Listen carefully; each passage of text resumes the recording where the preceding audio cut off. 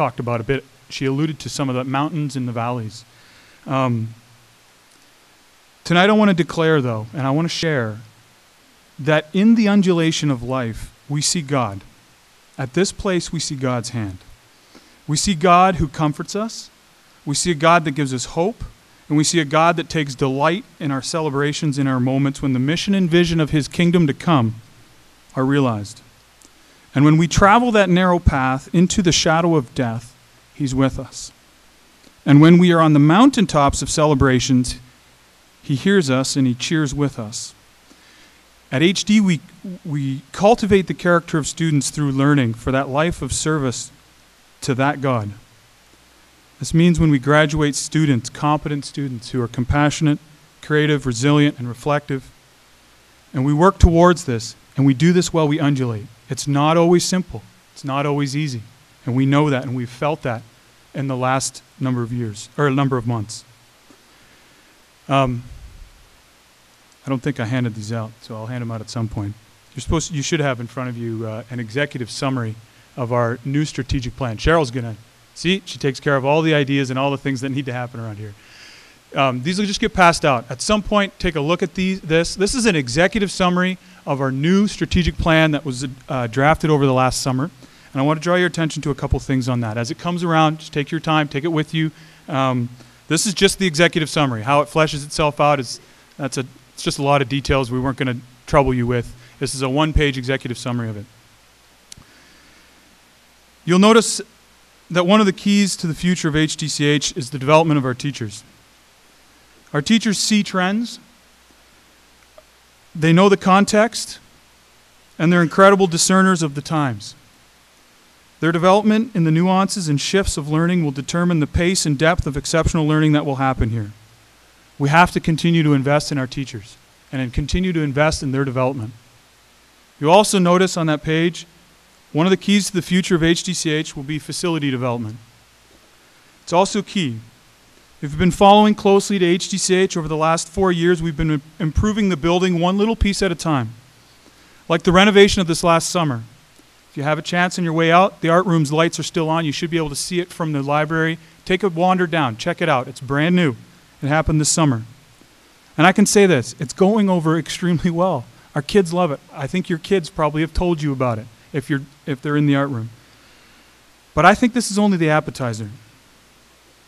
How do we, I believe more needs to come. And yet, in 10 minutes or so, Harry Meester is going to launch our annual drive. How do we reimagine a renewed facility that captures this idea of learning that we're trying to push towards, and yet continue to pay for a mortgage that's nearly 25 years old?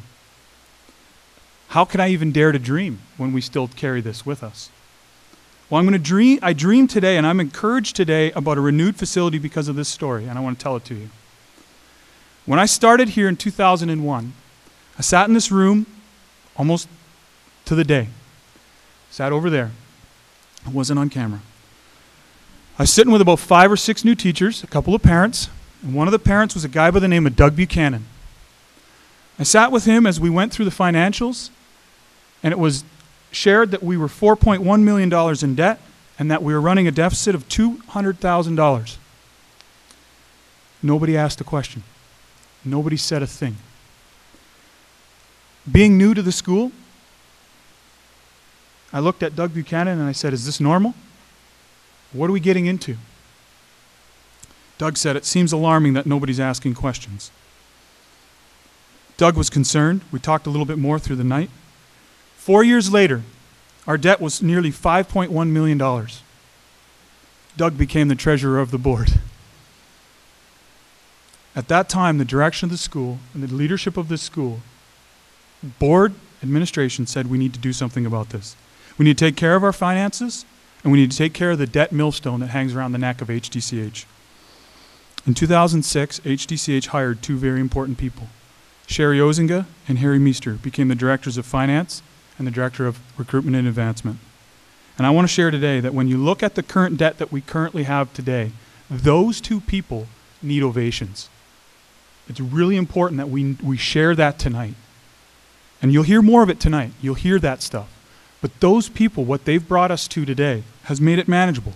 It's given me the opportunity to dream about what it might be to have a renewed facility. Yes, we still have debt, but we're on the way to getting rid of it.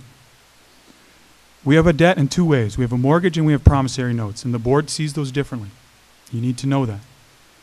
I want to share tonight that I believe we can eliminate our mortgage. You should see the numbers. They'll come. They're in your front, right in front of you. If you've had, Sherry would say you've all read them already. You know the number. And Harry's going to announce a number for an annual drive. But I'm going to ask, are we tired of the same old number? It's been the same number for nearly 6 or 7 years. When are we going to step up and eliminate this debt so we can start taking on and preparing for the main course, which are some of those bigger things that we could do with this place and be excited about? And I'm not saying it has to happen tonight, but if it did, that'd be great. That appetizer, that art room, it's gone down well. And if we want to be the school that's relevant to your children and to their children and to the teachers, that as we invest in their development and want them to be exceptional teachers and teach your children well, I think it's important that we continue to develop our facility. And we need to do that by eliminating some of this mortgage stuff that we're dealing with. And Harry's going to talk more about it.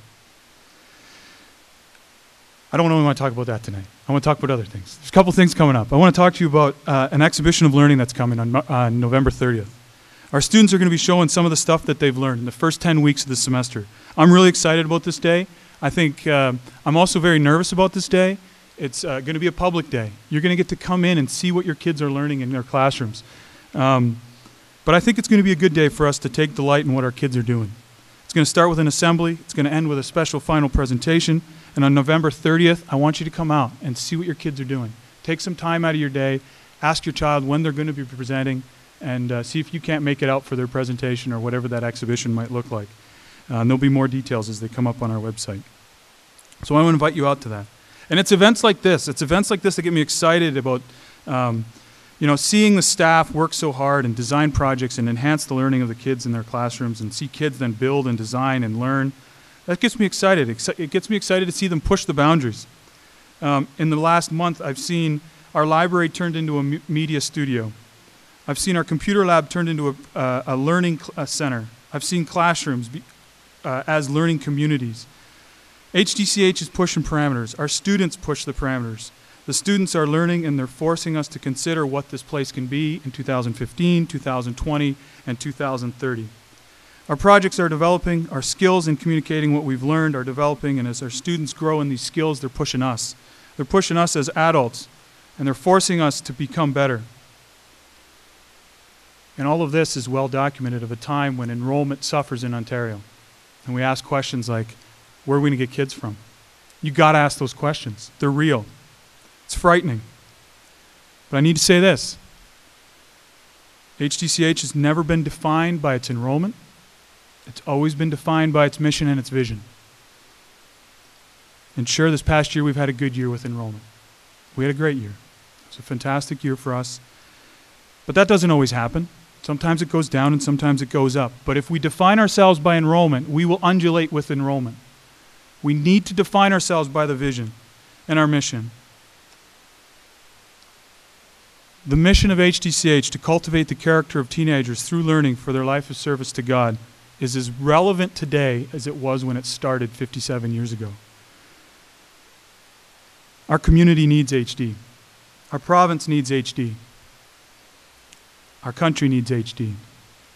I believe that if we accomplish the mission and that we produce the graduates that we actually say we are, I believe our students will bless every square inch that they inhabit. The world desires our students. The marketplace is a place for our kids.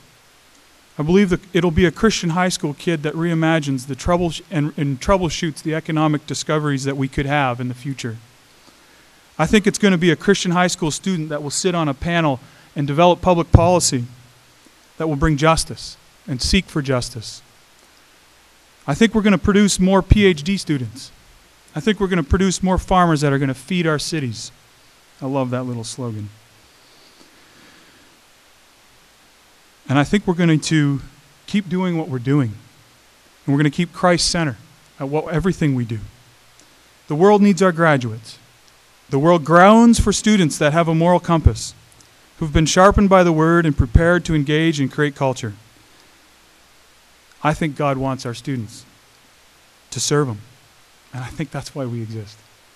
And I love it here. I love it for that reason. I'm so thankful for you who believe in Christian education and for entrusting your children to us so we can cultivate their character so that they can serve God. Thank you so much.